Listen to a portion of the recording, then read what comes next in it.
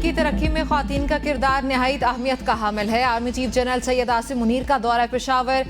Army chief general Asim Munir کا symposium میں خواتین سے خطاب۔ کہا خواتین نے ملکی ترقی میں مثبت اور اہم کردار ادا کیا۔ آرمی چیف کی خواتین سمپوزیم صوبائی ایپیکس کمیٹی اجلاس میں شرکت۔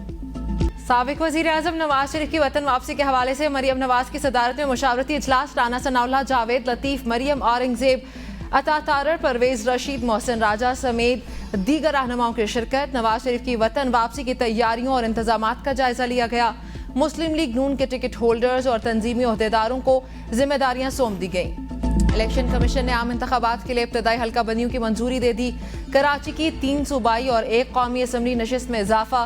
خیرپور، سانگڑ اور ٹھٹہ سے ایک صوبائی اسمبلی کی نشست کم ہو گئی۔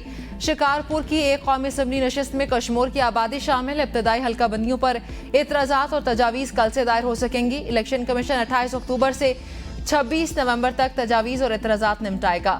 حلقہ بندیوں کی حتمی فہرست 30 نومبر کو جاری کی جائے گی۔